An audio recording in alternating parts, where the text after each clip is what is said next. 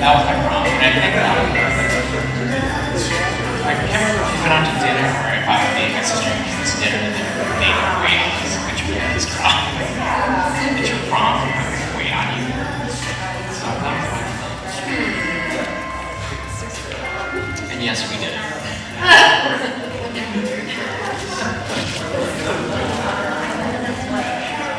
Yes, I knew at that point I like boys, but I went with the girls' prom. Okay. I was singing with the boys.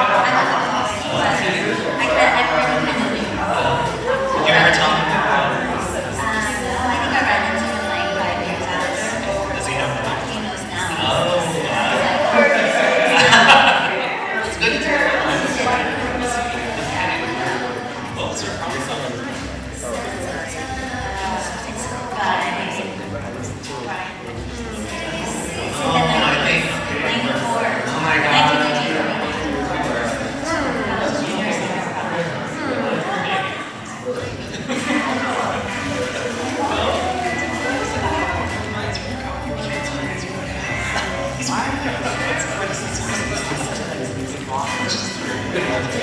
Oh, yeah. What kind of music is playing? Yeah. This is her fault. Oh, yeah.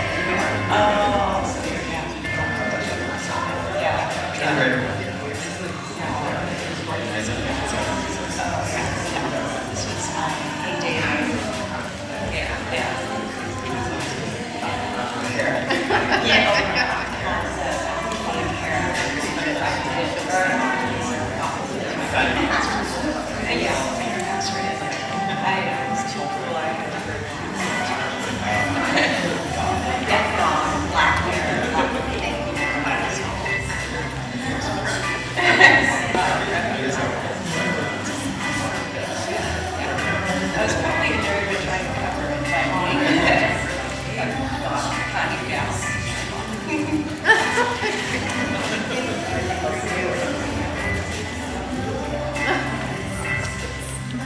I didn't even play in band. I was in a couple of painted records.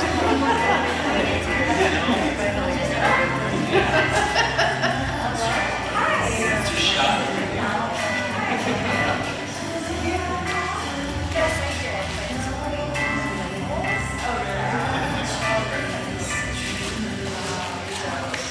You don't remember prom or any highlights?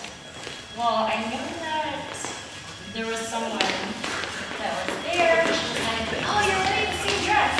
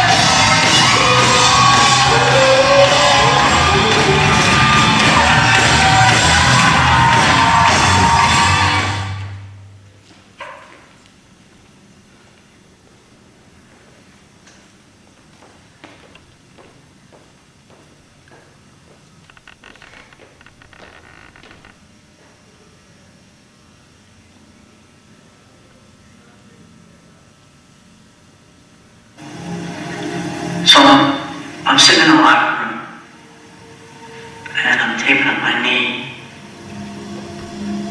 and Larry's undressing a couple lockers down from me,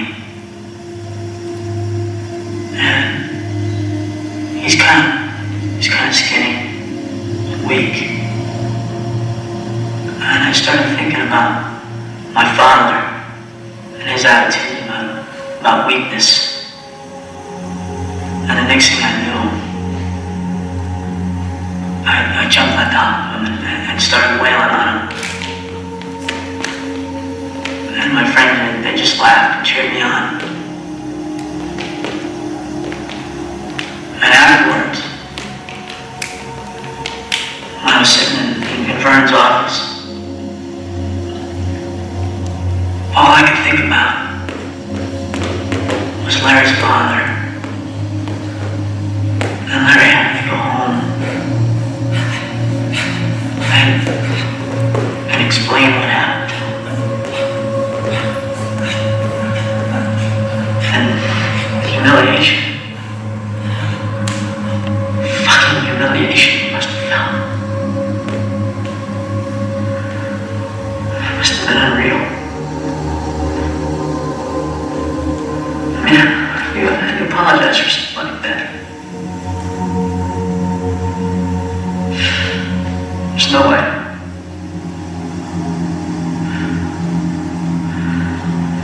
It's all because of me and my own man.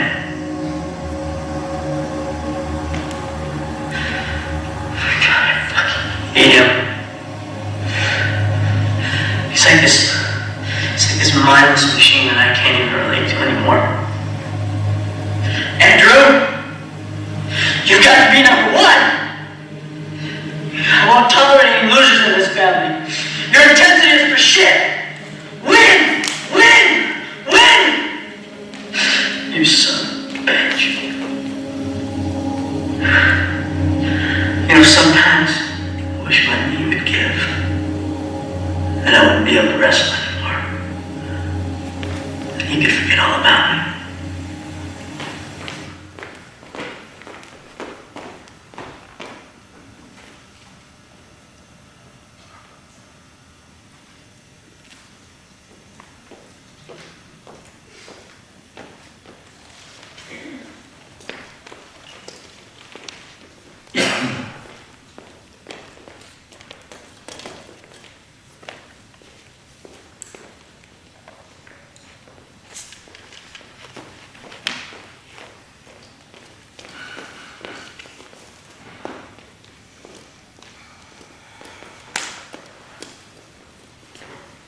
And now for a dramatic reading from The Breakfast Club.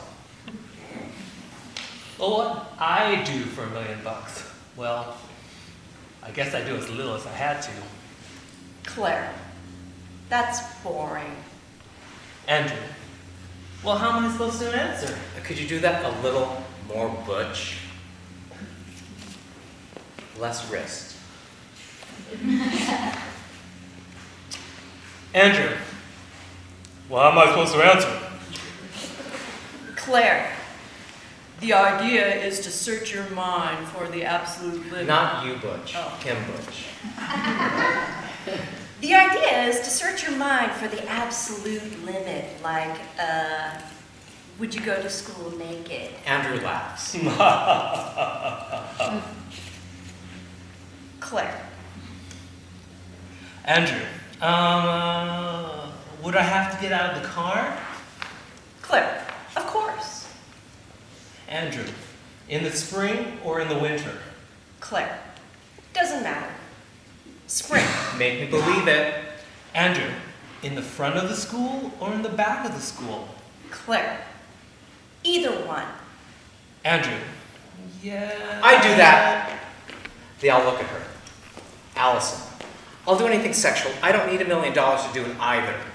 Claire, you're lying. Allison, I already have. I've done just about everything there is, except a few things that are illegal. I'm a nymphomaniac. One more time. I'm a nymphomaniac. Claire rolls her eyes. Lie. Brian, are your parents aware of this? Allison, The only person I told was my shrink. Andrew, and what did you do when you told him? Allison, he nailed me. Claire, very nice. Allison, I don't think that from a legal standpoint what he did can be construed as rape since I paid him. Claire, he's an adult. Allison is relishing this attention. Yeah, he's married too. Claire notes her disgust. Do you have any idea how completely gross that is? Allison, well, the first few times. Claire, first few times, you mean he did it more than once? Allison, sure. Claire, are you crazy? Brian, obviously she's crazy if she's screwing her shrink. Allison to Claire, have you ever done it? Claire, I don't even have a psychiatrist. Allison, have you ever done it with a normal person? Claire, now didn't we already cover this? Bender, you never answer the question. Claire, look, I'm not going to discuss my private life with total strangers. Allison, it's kind of a double-edged sword, isn't it? Claire, a what? Allison, well, if you say you haven't, you're a prude. If you say you have, you're a slut. It's a trap. You want to, but you can't. But when you did, you wish you didn't, right? Claire, wrong. Allison, or are you a tease? Wait, could you make that sound a little more butch for me? Or are you a tease? Andrew, she's a tease. Claire, well, why don't you just forget it? Andrew, you're a tease and you know it. Bender All to girls Andrew. are teases. Bender to Andrew. She's only a tease if what she does get you hot. Claire, I don't do anything. Allison, that's why you're a tease. Claire, okay, let me ask you a few questions. Allison is suddenly defensive. I've already told you everything. Claire, no, doesn't it bother you to sleep around without being in love? I mean, don't you want any respect? This is the part in the movie where Claire, or Molly Ronald's character, starts to slut shame Ali Sheedy's character, Allison. Where were we? Look at you. Allison, I don't screw to get respect. That's the difference between you and me. Claire, not the only difference, I hope. Bender, face it, you're a tease. Claire, I'm not a tease. Bender, sure you are. You said it yourself. Sex is a weapon. You use it to get respect. Claire, no, I never said that. She twisted my words around. Bender, oh, then what do you use it for? Claire, I don't use it, period. Claire is on the verge of tears. Bender, oh, are you medically frigid or is it psychological? Claire, I didn't mean it that way. You guys are putting words into my mouth. Bender, well, if you just answer the question. Andrew, be honest. Brian, why don't you just answer the question? Andrew, be honest. Bender, no big deal. Brian, yeah, answer it. Andrew, answer the question, Claire. Bender, talk to us. Andrew and Brian. Come on, answer the question. Bender, it's easy. It's only one question. Claire silences them all by screaming, "No! I never did it!" Silence for 2 beats. Allison, I never did it either. I'm not an nymphomaniac. I'm a compulsive liar. Claire, you are such a bitch. You did that just on purpose to fuck me over. Allison, I would do it though. If you love someone, it's okay. Claire, I can't believe you. You're so weird. You don't say anything all day, and then when you open your mouth, you unload all these tremendous lies all over me. Andrew, you're just pissed off because she got you to admit something you didn't want to admit to. Claire, okay, fine, but that doesn't make it any less bizarre. What's bizarre? I mean, we're all pretty bizarre. Some of us are just better at hiding it, that's all. Claire to Andrew, how are you bizarre? Allison decides to field that question. He can't think for himself.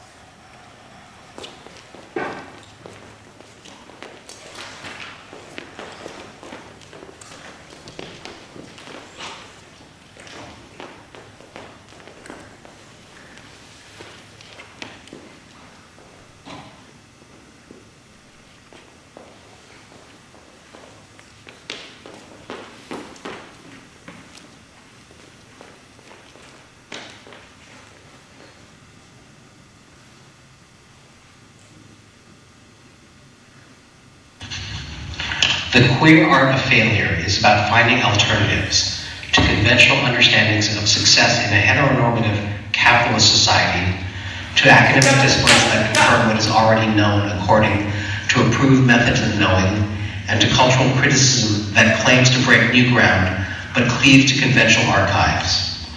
Love theory is a mode of thinking and writing that operates at many different levels at once. Low theory is derived from eccentric archives. It runs the risk of not being taken seriously and failure. It entails willingness to fail and to lose one's understanding to pursue ethical questions about complicity, capitalist society, counterintuitive academic disciplines that confirm what is already known. Queer theory's relation towards cultural phenomena that can easily be cultural criticism that claims to break childish, insignificant leave to these measures are homophobic. Low theory is in a neoliberal system that rests upon the identity of every individual as an architect. Low theories provide for eccentric and every winner by responding to the risk of not being taken seriously that makes detailed and well-trodden path capitalist society for unknown territory different questions about purpose, strategies, find counterintuitive provenance of something that queer theories relate towards cultural phenomenon and someone excelling to be essential or unactionable then treated as a theory significant thing that's racist and rightful operates at many different levels at once. In a neoliberal theory that rests from eccentric every individual is an architect runs the risk of not being taken seriously. Beyond every entails a willingness to fail and to the desire to be taken seriously that pursue difficult questions about complicity instead of fighting for unknown territories of alternative knowledges. Queer strategies theory's relation towards cultural phenomenon, something that queers do and have always done exceptionally well. Childish, insignificant, self-effaced, racist, and should be then treated as a form of success. In a neoliberal system that rests on the idea that every individual is an architect of his or her own fortune, behind every winner there is a crowd of losers. The desire to be taken seriously that makes people stay on well-trodden paths instead of exploring unknown territories of alternative knowledges and queer strategies of unknowing. Failing is something that queers do and have always done exceptionally well. Can someone excel at failing, and should we then treat it as a form of success? I don't know, I was kind of wondering, who wears the pants here anyway? I kind of thought it was me. Well, it's funny. I remember the last time we did this, the feedback I got from someone was, oh yeah, I get it, it's about patriarchy. I'm like, sure, whatever. For me, it was more like, oh yeah, I just want to see what it's like if both of us could actually find a pair of shorts we could fit into, what would happen? See, I think it's more about transformational transgression. I have no idea what to say. Well, look it up. I like that it's, we're sharing the same space and it's really uncomfortable and it's super awkward. Yeah, it's a little weird here. Yeah, it's kind of about being queer, but it's not, you know. I wish the pocket was in front. This is so fun. I can't find my iPhone right now. Make my butt look big. You can't do selfies or anything. I know. Does this make my butt look big? It makes it look better. Oh, thank you.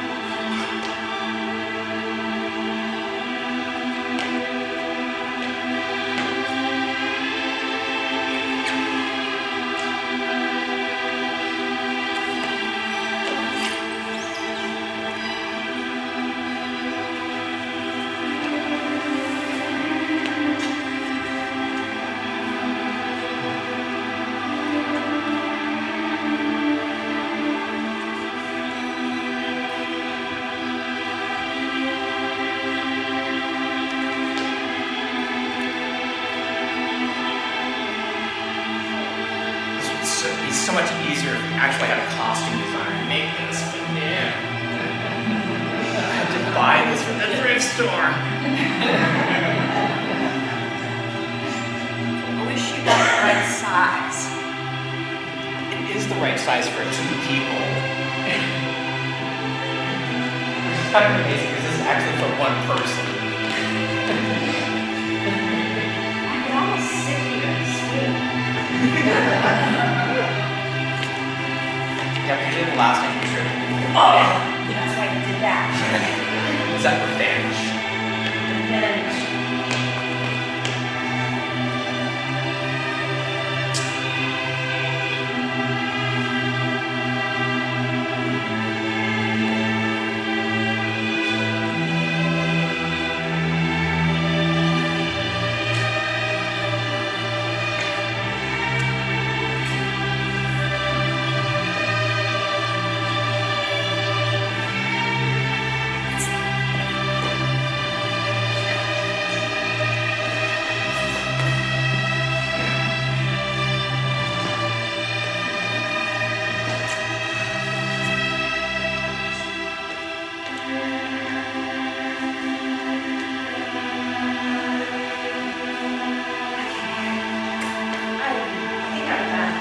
No, we're going this way.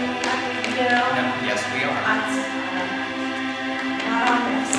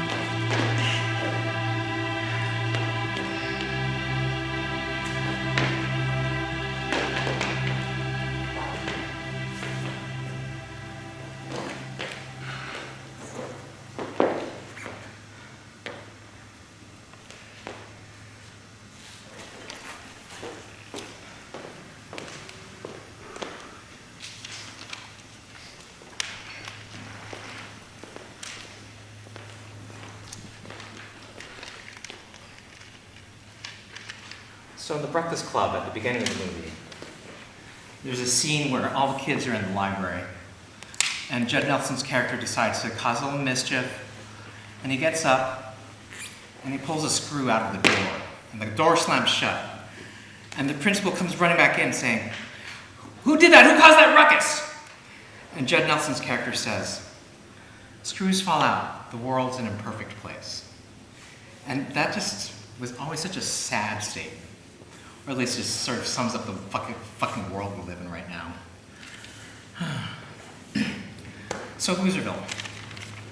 This piece came from something my sister and I used to do. When we were teens, after we just watched The Breakfast Club, we would take our little tape recorder and we'd hold it against the TV as soon as we popped the VHS tape in. That, yes, I'm that old. And we'd record the dialogue from the movie. And then we'd take the recorder, the tape, back to our room, and we'd listen to it, and then we'd replay it over and over again until we knew the scenes. And we'd do the dialogue. So we'd pick roles, like, oh, you're Molly Ringwald, oh, I'm Judd Nelson, or I'm Ali Sheedy, which is what I'd rather be, but. And so that's where that came from. But looking at it now, it's like, wow, I was so ahead of my time because I was actually able to center people of color in this primarily white movie. It's like, wow! And of course, like, two queer people, like, yes! In this exceedingly heterosexual movie, there are no gay people in any of his movies except as jokes. So that was fantastic. I was like, revolutionary. Cut to the present. The handbook for this piece is a book by Judith Halberstam called The Queer Art of Failure. It's super dense, super academic, but I love it because it talks about high art versus low art, and hopefully this piece is somewhere in between. It's like, it's entertaining, but it makes you think, whatever. I'll leave that up to you.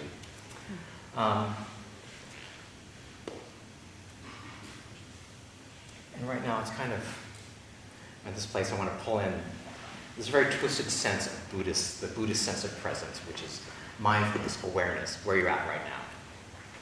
And where am I right now? This is what I like to call the rant. I just want to know, why is it so hard to get my friends and colleagues to come to my shows? And sort of in a broader sense, why is it so hard for us to go support other artists? I mean, what is it? Is it money? Is it time? Is it competition? It's the larger issue of, like, why is art so devalued in America? Same thing. Competition, money, time. Like, oh, I've got $25. Should I go see something at the International Arts Festival? Or should I go to the movies? Or get a drink? Or go out dancing?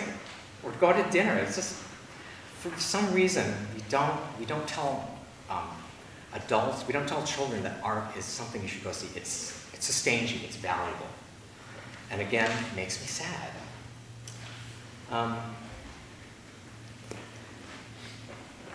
And then what it takes to make this. I mean, this piece is only 35 minutes. Of course, Andrew told me, like, you're only allowed 35 minutes. Like, okay, fine, we have 30 minutes, you'll get that. But like, it's hard to get support. It's hard to get money to pay these people to dance with me. I'm not going to ask people to dance with me for free. I mean, yes, I'm paying them out of my pocket, which sucks, but I'm going to do it because I value their time. I value the contributions they've made to make this piece. Like, this is not me. Like, definitely they've been throwing stuff in all along. It's like, oh, I'm going to take my shirt off here. I'm like, let's take our shoes off. I'm like, okay, fine, whatever. This collaborative process, I'm fine with it. I feel secure enough to let it go.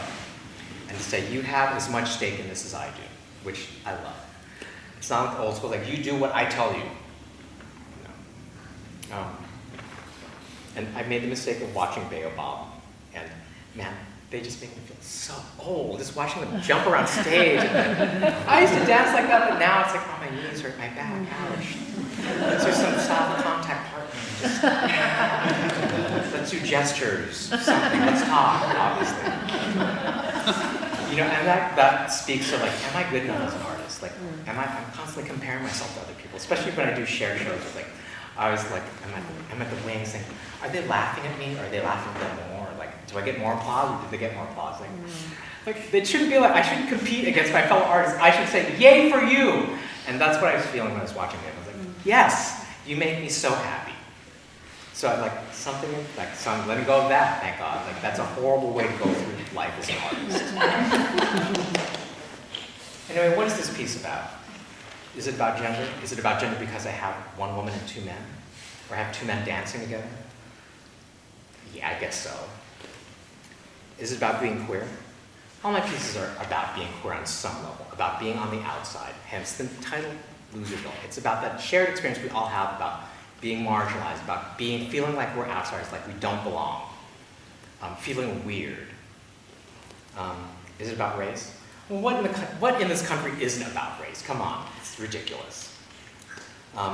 Is it about getting older? God, yes.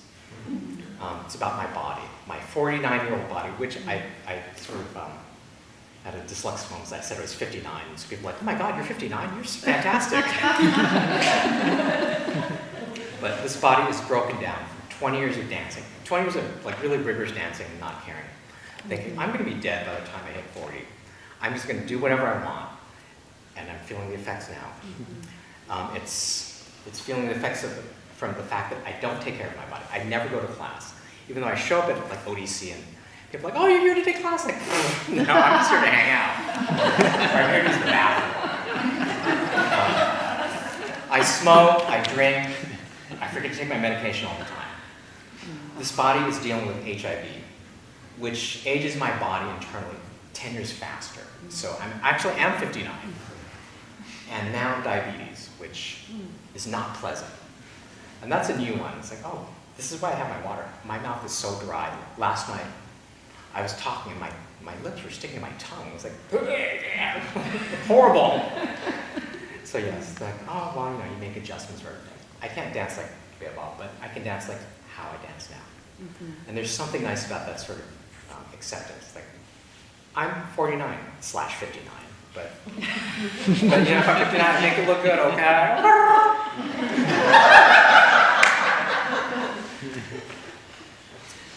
Is this piece about nostalgia?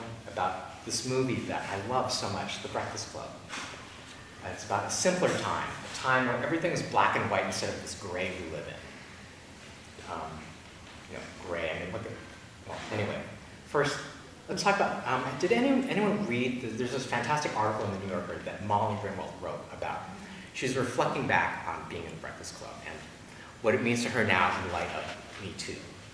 And like having to explain to her daughter, there's a scene in the movie where Judd Nelson sticks his head between her crotch so he can look at her pussy. And she's thinking, well, how do I explain this to my daughter? She's like 10, and she's watching mommy on the screen, and someone's doing something that is very unacceptable to her. Like, what do I do with that? And just sort of her observations, like, it's because they had asked her, like, do you want to be in the reboot of The Breakfast Club? It's like, God, no more reboots, enough, do something original. But her thought was like, well, if I was going to be in it, it would have to be so different because it's super white, it's super sexist, it's so offensive to women. It's offensive to minorities because there are no people of color in it. Like if they are, they're always in these weird bit parts where they're super stereotypes. It's like in 16 Candles, the only Asian character was a horrible stereotype. Spoke broken English, was oversexed, and just it was awful. So she was having a hard time reconciling. Like, well, what do I do? I love this movie. This movie gave me my start. And John Hughes, the director, was my mentor. He guided me. He gave me a break. But she couldn't quite reconcile it. So there's this thing of, well, I can love the art, but I can love the artist, but I can distance myself. I have to separate the two. There's the art, the artist. Which brings us to Roseanne Barr. Hello. What a horrible person. Ambien my ass. And again, it's the same, like a lot of the critiques I've read about, it's like, she was fantastic when she started. She was the working man's voice. She sided with the working class. But something about fame changes you, and Ambien obviously, but just like, wow, how can you do this? And how can we not call you out for this? And how could we not want you to get fired? Like, I was so happy when I read the papers today. I was like, she got fired, yay, justice. And then Samantha Bee is being punished for speaking the truth. I'm sorry, Ivanka Trump is a feckless cunt. And I just love it because she used feckless. It elevates the word cunt. So. And it's like I've definitely had friends, like my fiance used to use the word cunt in a very derogatory way, but he used it around one of my old dancers. She's like, there's nothing wrong with the word cunt. It's a great word if you're a woman. But it's okay, that's different when you're a man. If you're using the word as a man, that is not okay. But whatever, my fiance was never one for propriety, so we come to the end of this. There's one more line in the movie that I just, really gets me. It breaks my heart. It's at the end. They're all sitting in a circle. They've all poured out their hearts to each other. They've said why they're there, what their problems are. One of them admits to trying to commit suicide with a flare gun. Duh. And they have a good laugh. They have a good cry. And Ali Sheedy's character just stops and says, when you grow up, your heart dies. I'm like, oh, yes, it does.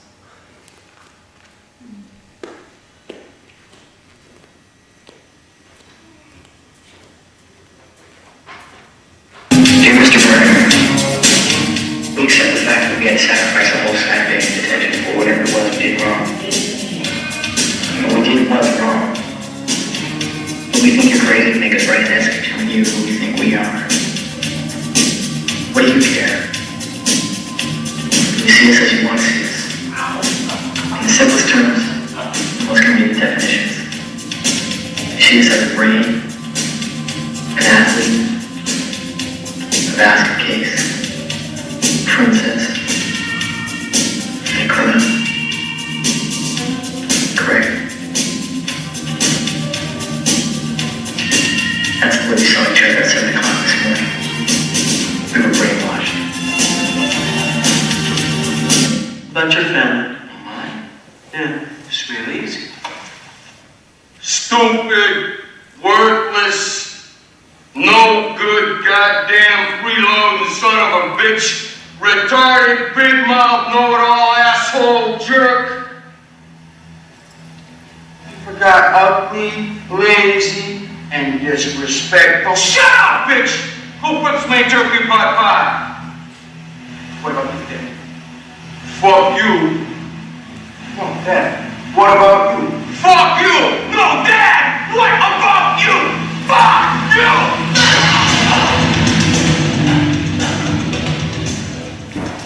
Is that for real? Want to smoke sometime?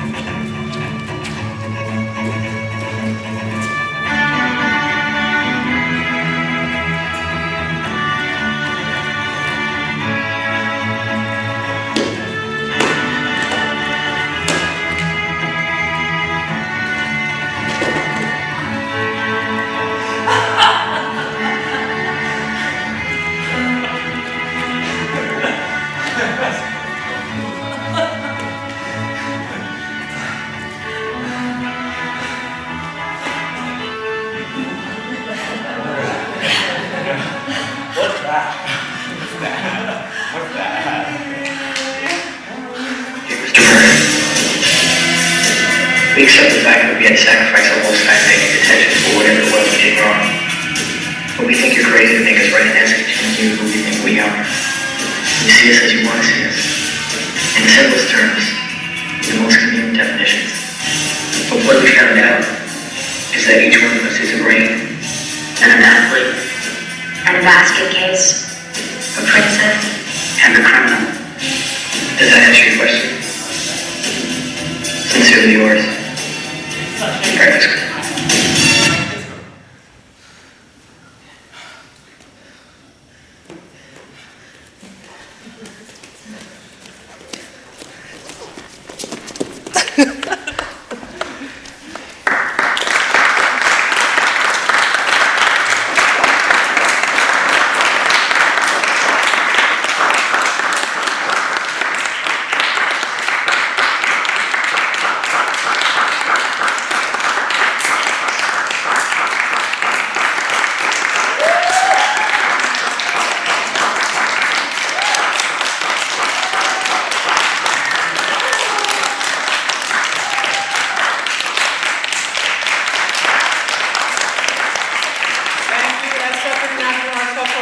Third consecutive year. Let's make it forward. If you don't follow us on Facebook. The company has its own Facebook page.